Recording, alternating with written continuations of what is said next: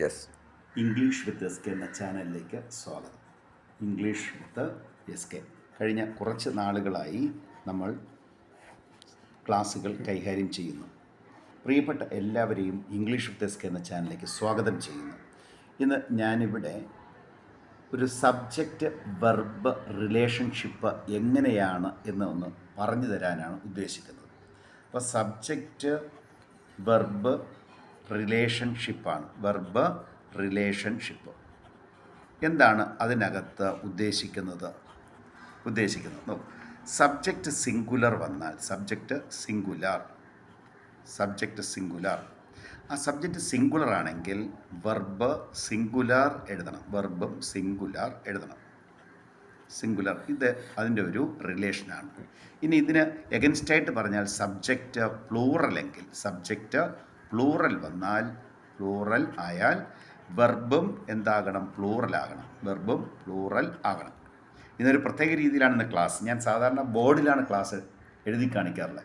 ഇന്ന് ഒരു പേപ്പറിൽ തന്നെ ക്ലാസ് കൈകാര്യം ചെയ്യുന്നതാണ് കാണിക്കുന്നത്. നമ്മൾ എല്ലാ തരത്തിലുള്ള ക്ലാസ്സുകളും നമ്മൾ പരിചിതപ്പെടേണ്ടതുണ്ട്. ഇവിടെ ഒരു എക്സാമ്പിൾ എഴുതാം. സബ്ജക്റ്റ് സിംഗുലർ ഞാനിവിടെ എഴുതുകയാണ്. രാജീവ്. ഇവിടെ ഒരു ഡാഷ് ഇടുന്നു. A novel. ഇവിടെ ഞാൻ ബ്രാക്കറ്റിൽ ഒരു വെർബ് എഴുതുന്നു. റൈറ്റ്സ്. ഇതിൽ ഏത് വെർബാണ് ഇവിടെ എഴുതേണ്ടത് എന്നാണ്. അവിടെ നമ്മൾ നോക്കുന്നത് രാജീവ് എന്ന് പറയുന്ന ഈ സബ്ജക്റ്റ് സിംഗുലറാണോ പ്ലൂറലാണോ? നമുക്കറിയാമല്ലോ, രാജീവ് എന്ന് പറഞ്ഞാൽ ഒരാളാണ്, അത് സിംഗുലറാണ്. നമ്മൾ നേരത്തെ പറഞ്ഞതനുസരിച്ച് if the subject is a singular then verb must be a singular one. Here Rajiv is a singular, so we have to write a singular verb. Here the singular verb is a writes is a singular, so we write here writes. Rajiv writes a novel. എങ്ങനെ ഇത് singular Verbum തിരിച്ചറിഞ്ഞു? This verb ends with yes. ഈ വെർബിൻ്റെ അവസാനം yes വന്നിരിക്കുന്നു. Yes വരിക എന്ന് പറഞ്ഞാൽ ആ വെർബിനെ ഡസ് വെർബ് എന്നാണ് പറയുക. എസ്സിൽ അവസാനിക്കുന്ന വെർബ് ഡസ് വെർബ് എന്നാണ് പറയുക. Does verb. കാരണം ഈ വെർബിനെ സ്പ്ലിറ്റ് ചെയ്താൽ നമുക്ക് ഡസ് പ്ലസ് റൈറ്റ് എന്ന് കിട്ടും. ഡസ് പ്ലസ് റൈറ്റ് എന്ന് കിട്ടും.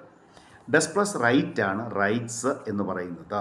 So here Rajeev is a singular subject, so we write singular verb writes. It is true. Then second rule, subject plural verb plural.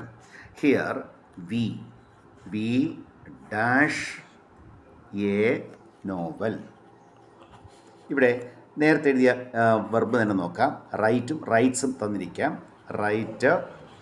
Rights. Here the subject is a we is a plural one subject, plural subject.